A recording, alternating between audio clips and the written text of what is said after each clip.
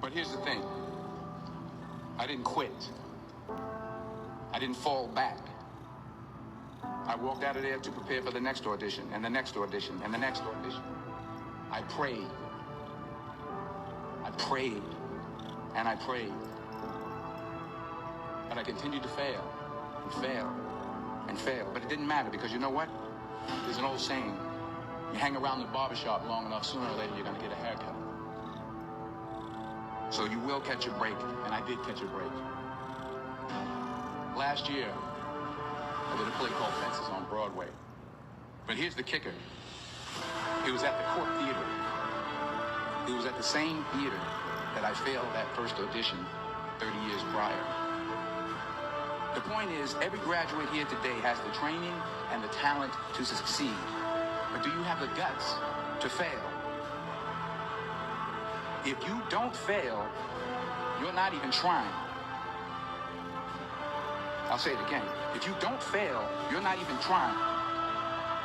To get something you never had, you have to do something you never did. So imagine you're on your deathbed, and standing around your deathbed are the ghosts representing your unfulfilled potential. The ghost of the ideas you never acted on. The ghost of the talents you didn't use. And they're standing around your bed, angry, disappointed, and upset. They say, we came to you because you could have brought us to life, they say. And now we have to go to the grave together. So I ask you today, how many ghosts are going to be around your bed when your time comes?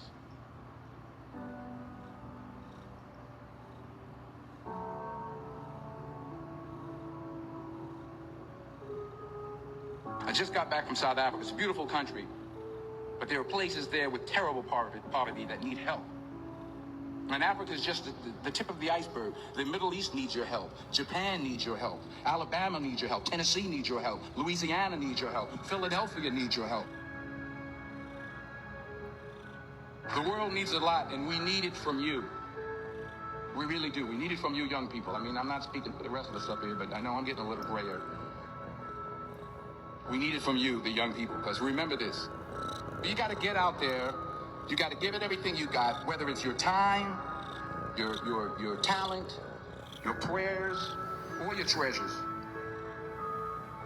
What are you going to do with what you have? I'm not talking about how much you have. Some of you are business majors. Some of you are theologians, nurses, sociologists. Some of you have money. Some of you have patience. Some of you have kindness. Some of you have love. Some of you have the gift of long suffering, whatever it is, whatever your gift is.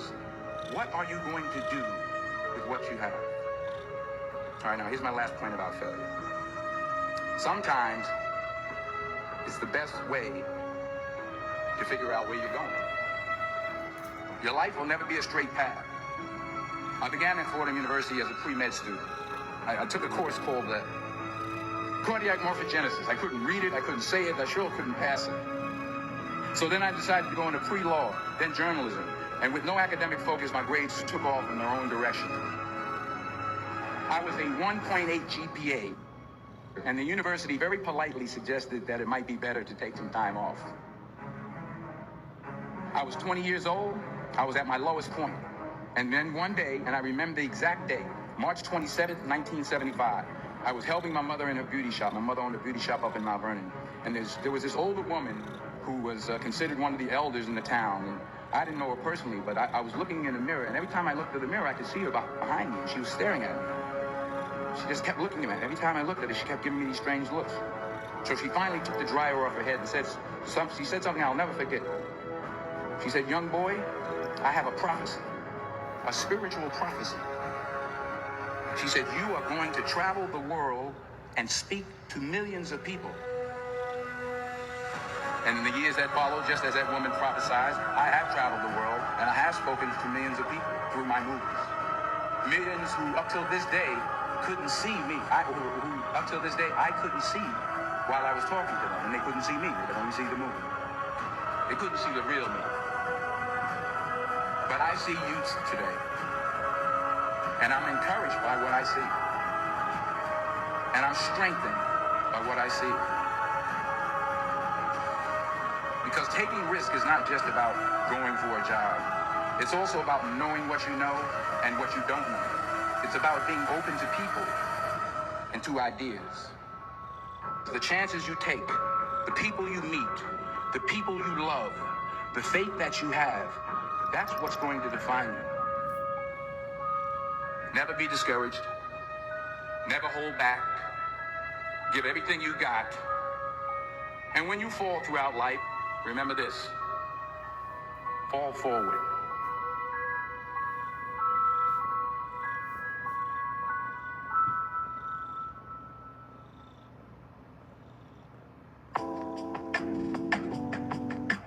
Mr. Buffett, how can I make $30 billion?